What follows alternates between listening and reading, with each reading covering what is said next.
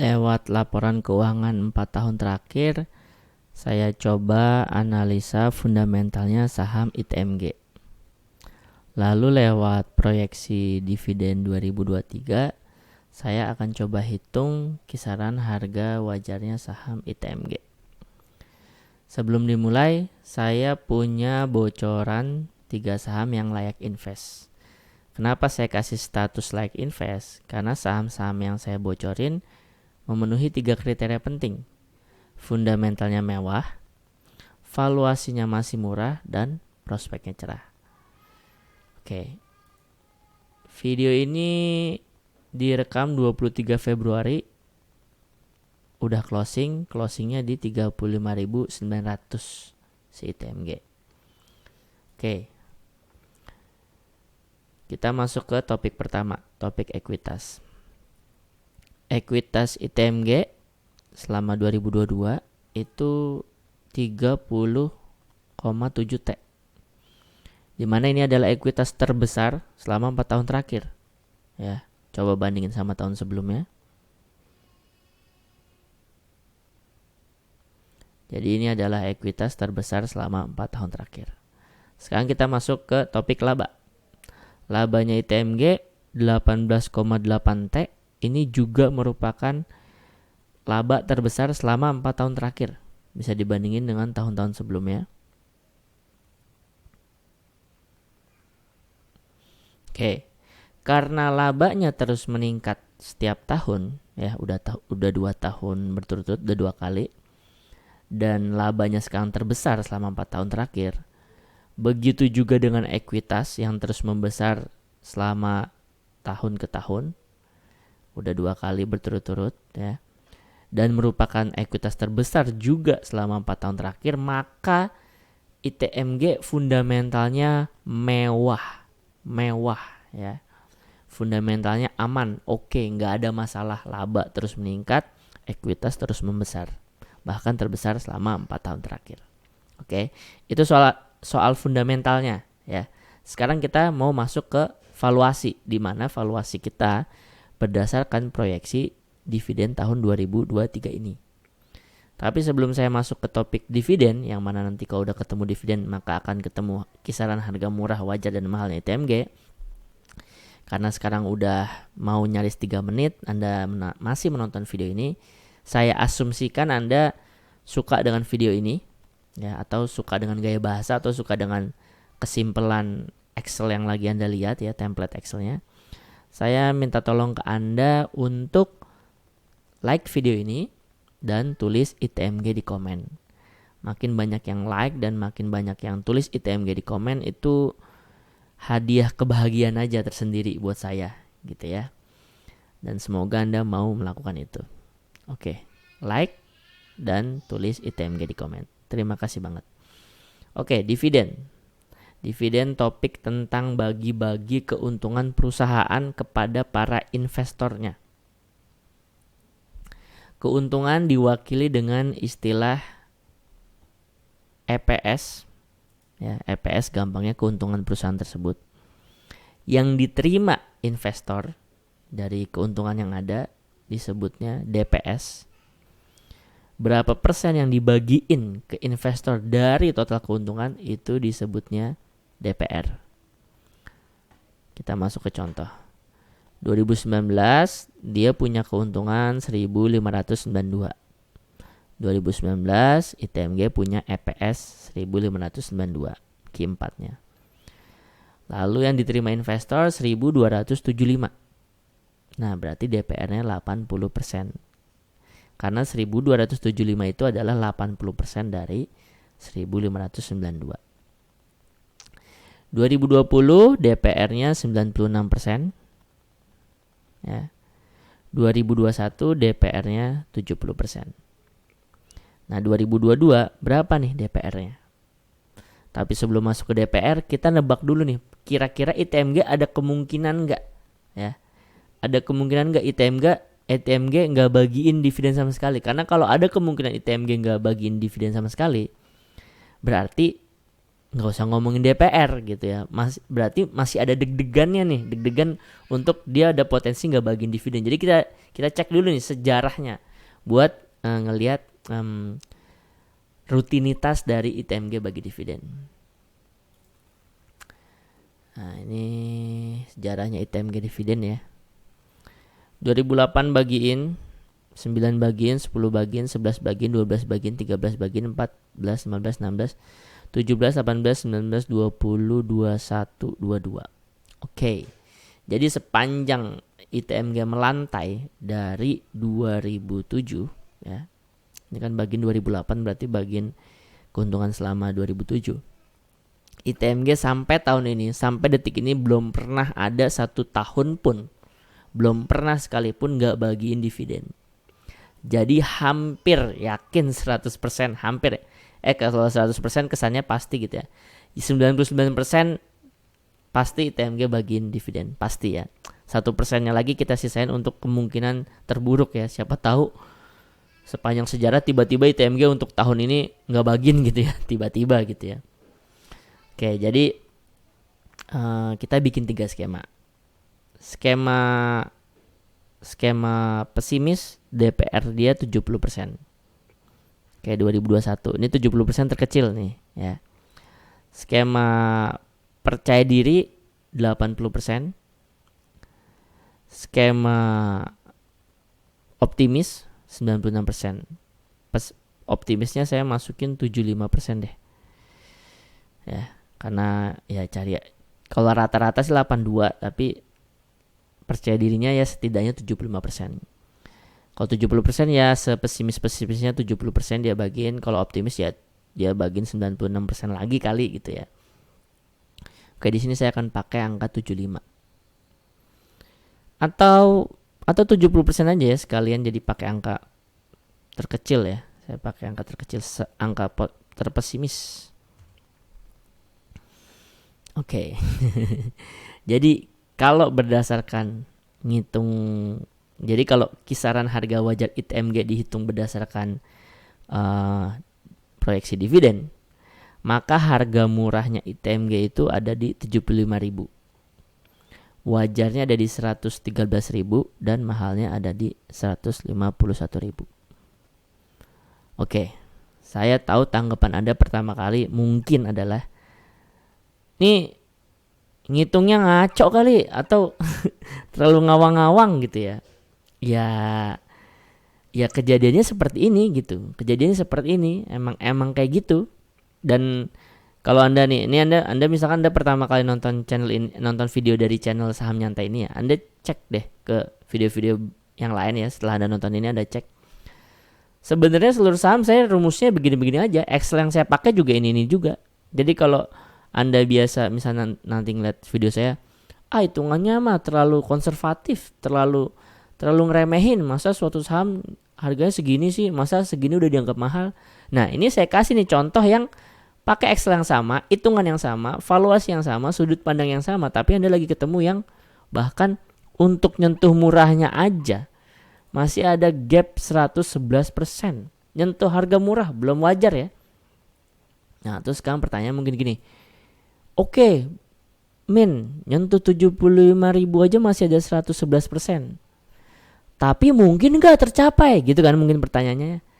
Nah, kalau nanya mungkin tercapai apa enggak, ya gak tahu.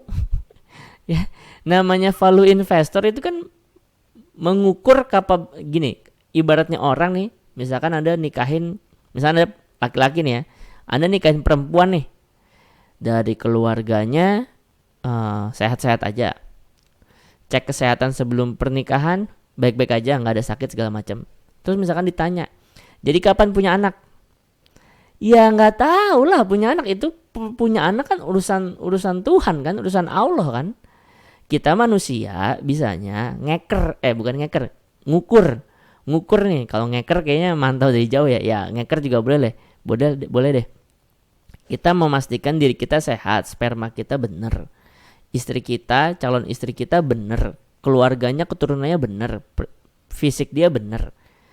Ya kalau soal udah kita memastikan apa yang kita bisa pastikan secara bener, hasil mah udah tinggal pasrah. Nah sama ITMG secara valuasi ya ini murah. Murah, valuasi berdasarkan sudut pandang dividen murah. Soal tercapai apa enggak, satu. Soal kapan tercapainya, kalaupun tercapai kapan, ya itu enggak tahu.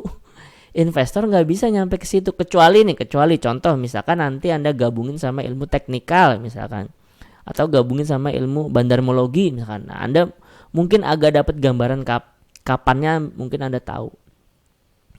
Tapi kalau misalkan Anda nggak menguasai itu, Anda cuma fokus ke investor ya, investing, apalagi menggunakan sudut pandang dividen, ya Anda cukup dengan memastikan sahamnya baik-baik aja, performanya baik-baik aja. Soal harga wajarnya kecapai apa enggak, apalagi sampai kapan kecapainya, ya itu mah di luar kemampuan kita, dan nggak perlu melakukan itu juga, nggak perlu. Meramal itu bukan pekerjaan rumahnya investor.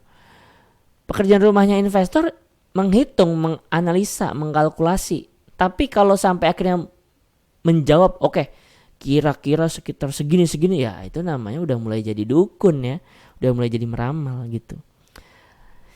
Saya sendiri kalau ditanya ITMG ini, saya sendiri punya ya, saya ITMG punya, dan saya jujur aja ITMG termasuk yang nyangkut, maksudnya floating loss. Tapi saya biasa-biasa aja. Kenapa? Ya karena memang sejak beli ITMG pertama duitnya pakai duit dingin ya. Jadi ya tinggal tunggu. Jadi gini, kalau misalnya ada investor, terutama investor yang mementingkan dividen ya, Anda masuk tuh sebagai investor, tapi keluarnya terserah Anda nih. Keluarnya bisa sebagai trader, bisa sebagai investor juga. Maksudnya gini, ketika Anda masuk berdasarkan valuasi dividen, terus Anda punya kisaran harga wajarnya, Anda tiba-tiba harganya kecapai nih, contoh kayak HRTA, Anda habis nonton ini nanti Anda bisa nonton HRTA, di situ pas banget nih. Ini kenapa saya bawa HRTA, karena pas banget. HRTA di situ saya bikin videonya sebelum harganya naik tinggi. Pas lagi di harga bentar lagi mahal, sekitar 7% lagi harga mahal kalau nggak salah ya, saya lupa juga. Nah terus tiba-tiba dia naik tinggi. Nah pas lagi saya bikin video itu, katakanlah saya mau masuk HRTA, apakah saya tahu 2 atau 3 hari lagi naik? Nggak tahu. Atau apakah investornya HRTA tahu dari 2 bulan atau 3 bulan sebelumnya HRTA bakal naik? Nggak tahu. Yang bisa dilakukan hanya memvaluasi. Nah sama, kembali ke yang tadi yang saya bilang, investor dividenmologi bisa keluar sebagai trader, bisa keluar sebagai investor. Maksudnya gini, ketika kita beli suatu saham, kita masuknya dari sudut pandang valuasi, kita masuknya dari valuasi dividen. Ketika harganya tercapai, terus kita mau TP, itu berarti kita keluar sebagai trader, bisa. Atau kita mau ya udahlah di hold aja terus, nggak apa-apa, di hold aja terus, toh juga performanya masih bagus, bisa juga. Saya ngambil aja dari dividen, bisa juga.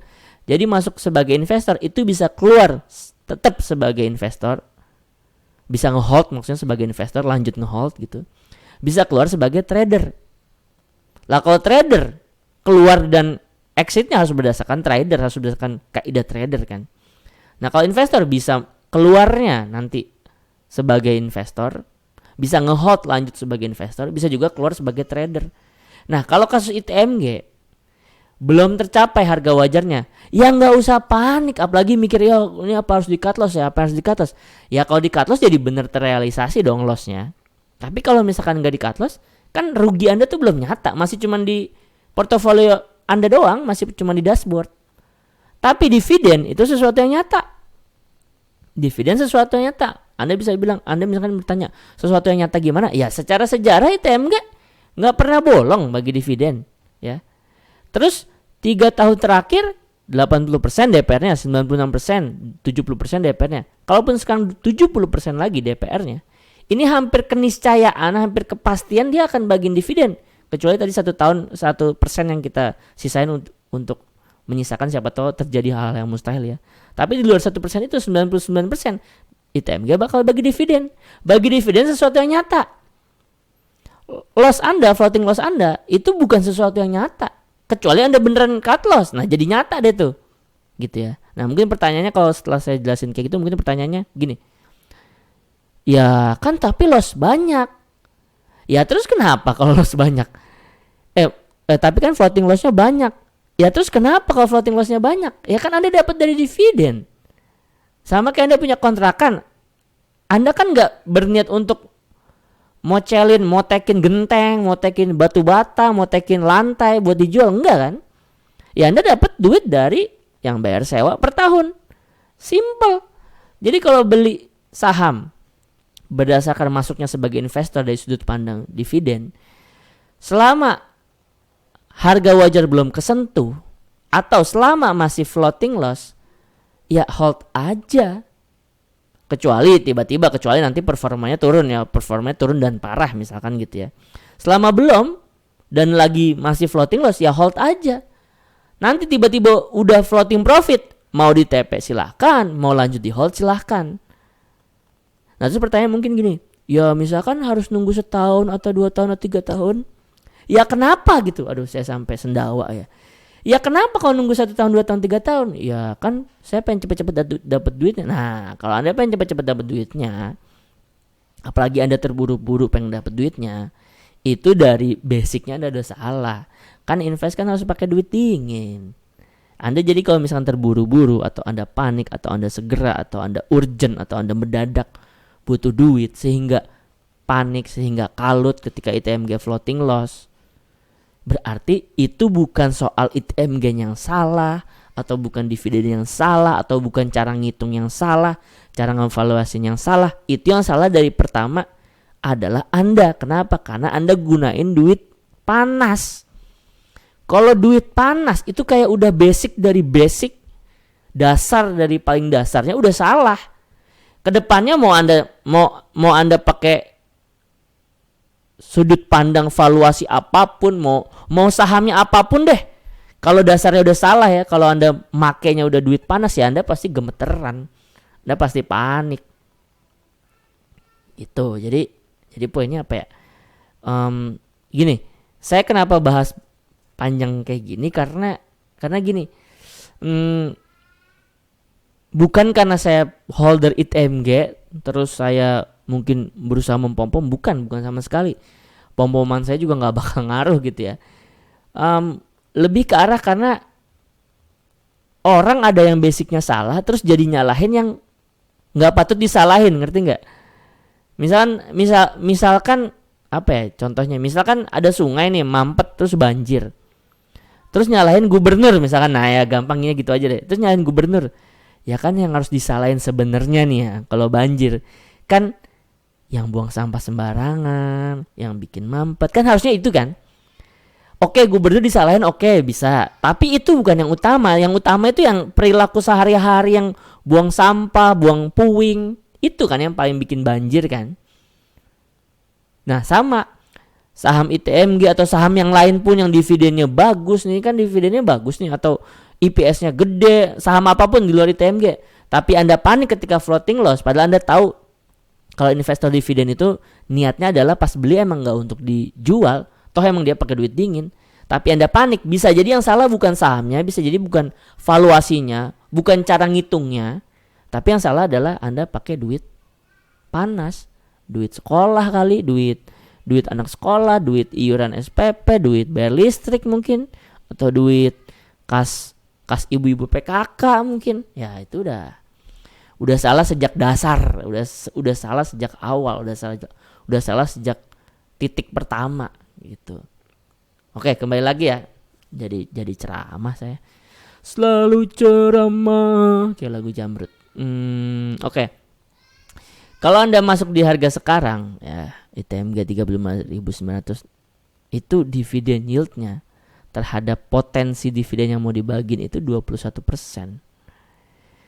21% tuh gede kali. Gampangnya gini ya. Ini saya punya temen ya, dia termasuk yang beli franchise Indomaret apa Alfamart gitu. Itu dia keluarin berapa miliar ya? Itu baliknya 5 atau 7 tahun gitu. Ya. Jadi katakanlah Anda invest di ITMG nih, misalnya katakanlah Anda baru mau masuk invest di ITMG ya. Anda pakai mindset kayak teman saya, itu udah siap untuk 5 sampai 7 tahun tuh modal nggak diapa-apain loh. Ya. Invest di beli franchise Indomaret, Alfamart gitu. Itu udah siap tuh 5 7 tahun. Nah, 5 sampai 7 tahun ke depan ITMG, katakanlah sekarang katakanlah sekarang tenggelam nih. Batu bara udah mau jatuh nih katakanlah. Paling 2-3 tahun lagi siklusnya naik lagi. Kenapa bisa ke situ? Ya karena sekarang Indonesia atau dunia ya belum siap lah kalau misalnya ninggalin batu bara. Anda mau ngomong tentang energi terbarukan lah, lingkungan dunia bersih lah, segala macem. Itu gambarnya sama kayak Anda tiba-tiba mau diet ketat gitu ya, diet sehat atau diet apa gitu misalkan. Tapi biayanya mahal. Misalkan tiap hari Anda makan nasi nih, terus katakanlah salah, terus Anda katakanlah mau diet apa gitu. Terus tiap hari harus beli alpukat kualitas tertinggi misalkan dietnya gitu ya. Ya mungkin Anda akan mikir ya udahlah lebih baik sakit aja lah daripada diet tapi duit gue mungkin belum mampu. Kalau Anda mampu beda cerita ya. Tapi kok Anda duit nggak mampu, Anda akan berpikir, oke, diet buat gue sehat. Kalau duit gue nggak mampu, gue paksain beli, gue jelas pasti mati. Ya udahlah mendingan sakit aja. Nah, kira-kira dunia seperti itu. Sekarang yang energi termurah masih batu bara. Batu bara akan disuntik mati? Ya, akan. Tapi gak setahun 2 tahun ke depan, gak 10 tahun ke depan juga, 20 atau 30 tahun ke depan.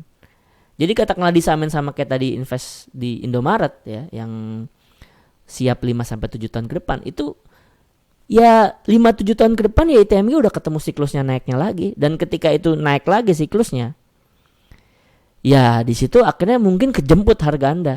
Dan di situ seperti yang tadi saya bilang, Anda bisa keluar sebagai trader karena udah floating profit, atau Anda mau lanjutin lagi kalau misalnya ternyata ITMG performanya masih bagus, lanjut hold sebagai investor. Toh Anda nggak butuh duit-duitnya, toh yang Anda masukkan adalah duit dingin, Anda bisa lanjutin lagi.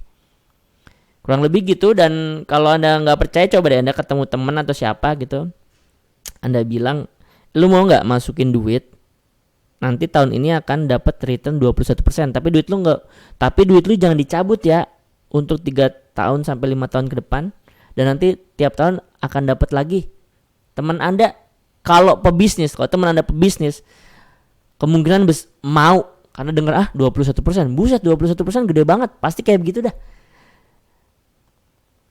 Ya seperti kontrakan, kalau niatnya memang kontrakan kan Anda nggak niat mocel-mocelin gentengnya, lantainya, temboknya, batu batanya gitu kan. Anda ya mikirnya bikin kontrakan ya udah Anda dapat duitnya dari penyewa.